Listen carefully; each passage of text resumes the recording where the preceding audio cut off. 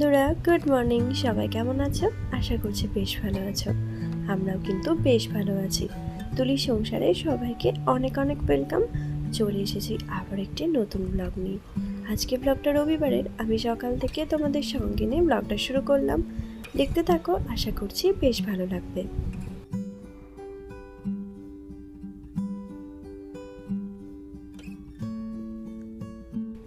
আজকে সকালটা বিনিশোনাকে দিয়ে শুরু করলাম। সকালবেলাও ঘুম থেকে উঠে ওকে একটু কমপ্লেন দিয়েছি আর সঙ্গে একটু বিস্কিট দিয়েছি, কিন্তু ওনার কোনো ভিডিও করা চলবে না, তাই উনি মুখ ঘুরিয়ে বসে পড়ছেন। আসলে এত কথা বলে, ভাবি তোমাদের সঙ্গে শেয়ার করব, কিন্তু কিছুতেই না ও কোনো ভিডিও করতে চায় না। কি করব বলো। আর তারপর এই যে মাছ বাছতে চলে এসেছি। তোমাদের দাদা এনেছিল রুই মাছ সঙ্গে চিংড়ি মাছ, সেটাই ওখানে বেছে ধুয়ে পরিষ্কার করে নিলাম। তারপর চলে এসেছি সোজা রান্নাঘরেতে রান্না করব। এদিকে ভাত বসিয়ে দিয়েছি, ওই একটু আলু সেদ্ধ, একটু পটল আর একটু কুমড়ো দিয়ে। আর তারপর কড়াইতে একটু ডাল করে নিয়েছিলাম, সেই ডালটাই এখন ফোড়ন দিয়ে নিচ্ছি। একটু জিরে ফোড়ন দিলাম। জিরে ফোড়ন দিলে না তার গন্ধটা আমার ভীষণ ভালো লাগে। আগের দিনে ছোটদা বাড়িতে এসেছিল, তো জিরে ফোড়নের গন্ধ পেয়ে বলছে যে মানে জিরে ভাজার গন্ধটা ভীষণ পছন্দের। আসলে সত্যিই তাই, জিরে ভাজার গন্ধটা সত্যিই খুব ভালো লাগে।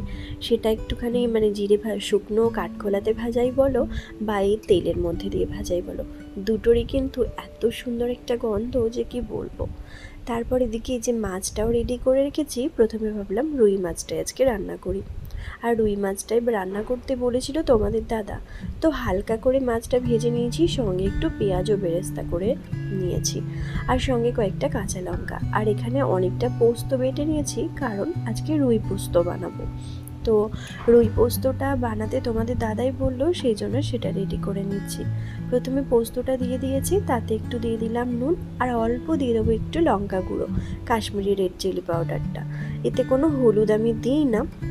আর জানো তো, রুই পোস্ত এমনিতে তো মানে কড়াইতে যেটা রান্না করা হয় সেটা তো ঠিকই ভালোই লাগে, কিন্তু একবার এরকমভাবে রান্না করে দেখো, খুব ভালো লাগবে। সঙ্গে একটুখানি চিনিও দিয়ে দিলাম, অল্প একটুখানি চিনি। তো কীভাবে করবে বলো তো, প্রথমে যে মাছটা হালকা করে একদম ভাজবে, আর সঙ্গে পেঁয়াজটাও হালকা করে একটু ভেজে নেবে। আর এই পোস্ত বাটার মধ্যে নুন, একটু লঙ্কা গুঁড়ি, তারপর হচ্ছে একটু অল্প 2-4 দানা চিনি দিয়ে ভালো করে পেঁয়াজটা দিয়ে ভালো করে একটু মিশিয়ে নেবে।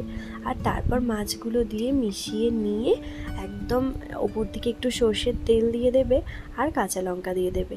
তো তারপর এটা একটু ভাপিয়ে নেবে কড়াইতে জল বসিয়ে। সত্যি বলছি, এত ভালো খেতে লাগে কি বলবো। রুই পোস্ত করার একটা মানে যে ঝামেলাটা, সেটা যদি তোমরা কমাতে চাও, মানে ধরো আমরা অনেক সময় করি না যে খুব কম সময়ের মধ্যে কি করে একটু ভালো খাবার রান্না করতে পারি, সেটা যদি চিন্তা করো, তো আমি বলবো এই জিনিসটা অবশ্যই করতে পারো, মানে ভীষণ কাজে দেবে। আমি তো প্রায় মাঝে মধ্যে যখন আমার তাড়াহুড়ো থাকে, তখন আমি এরকমভাবে করার চেষ্টা করি। খেতেও খুবই ভালো লাগে, যে তাড়াহুড়ো করে করছি মানে খেতে ভালো লাগবে না সেই জিনিসটা কিন্তু একদমই না, খেতে কিন্তু খুব সুন্দর লাগবে। তো এইভাবে রান্না করে দেখো একবার, অবশ্যই ভালো লাগবে। আর আজকে এটাই রান্না করেছিলাম। আর ওই যে আলু, পটল আর কুমড়ো এটা ভাতে দিয়েছিলাম। আর পটল আর আলু ভাতেরটা দেখে আমার ঠাম্মার কথা মনে পড়লো।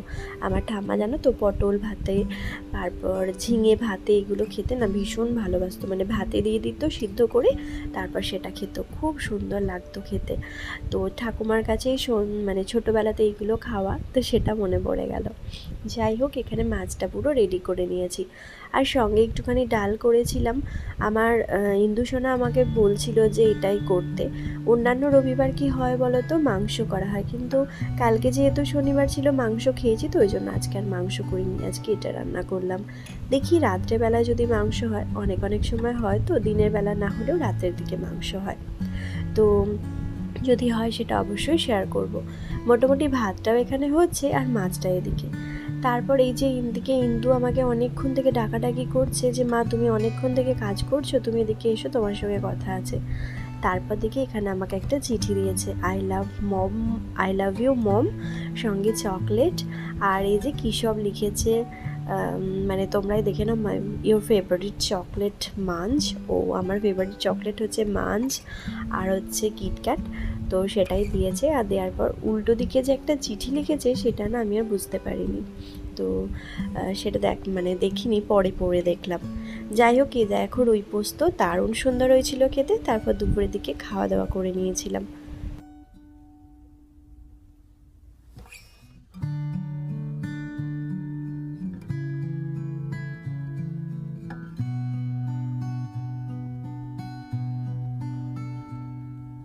এখন দেখা হচ্ছে তোমাদের সঙ্গে একদম বিয়ের সন্ধেবেলায়।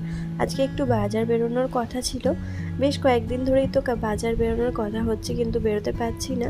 তো আজ থেকে ঠিক করেছি বাজার বেরোবো, কারণ আমার ব্লাউজ এখনও কেনা বাকি আছে, জুয়েলারি কেনা বাকি আছে, তার সঙ্গে তো মেয়েদের জুতো কেনাটা বাকি ছিল। তো এই শোরুমটা নতুন আজকেই ওপেন করেছে, সেটাতে আমরা গিয়েছিলাম, টাইটাসের। তো এখান থেকে তো বাচ্চাদের জুতো পাইনি, বাচ্চা বলতে আমার বিনির জুতো পাইনি। অনেক সুন্দর সুন্দর জুতো পছন্দ হলো জানো তো, কিন্তু ওখানে ওর সাইজে জুতোই পেলাম না। তো ও এখানে মামার কাছে একটা সাইডে দাঁড়িয়েছিল। আর ইন্দুর জুতো কিনেছি, তো তোমাদেরকে অবশ্যই বাড়ি গিয়ে দেখাবো। এখানে আজকে যেহেতু এই শোরুমটা লঞ্চ করেছে, তো আজকে এত ভিড় ছিল, তো সেখানে ঠিকঠাক করে দেখাতে পারিনি। আর আমার তো সেরকম জুতোর কিছু নেই, আমি তো পায়ের এই অবস্থার জন্য আমি তো সেরকম কোনোই জুতো পরতে পারি না। ওই আমাকে একটু শু পরতে হয়, এটাই যা। তো সেরকম শুই আমি কিনিনি। আমি কয়েকদিন আগেই নতুন একটা শু কিনেছি সিলেদার্স থেকে, তো সেই জন্য এখানে আর নিলাম না। ইন্দুর একটা খুব সুন্দর জুতো আমি পছন্দ করেছি, ওর বাবা বললো তুমিই করো পছন্দটা। তো সেটা আমি পছন্দ করেছি, ওর বাবার কিন্তু বেশ পছন্দ হয়েছে জিনিসটা। তারপর আমরা এই যে কার্জন গেটের এখানে আমরা চলে এসেছিলাম খাদিমসে, আর ওখান থেকে বিনিশরের একটা জুতো নিয়েছিলাম। তো সেটাও তোমাদের সঙ্গে অবশ্যই শেয়ার করব। আর জুতো কেনার পর মেয়ে তো ফলের রস খায়, ওই মুসাম্বির। তো সেখানে মুসাম্বির রস, মুসাম্বি আর কলা কিনছিলাম, যেহেতু খায় তো সেই জন্য। তো চলো আজকের মতো ব্লগটা এখানেই শেষ করছি, দেখা হবে পরবর্তী ব্লগে। একটা ছোট্ট ব্লগ তোমাদের সঙ্গে শেয়ার করলাম, কেমন লাগলো অবশ্যই জানিও। টাটা।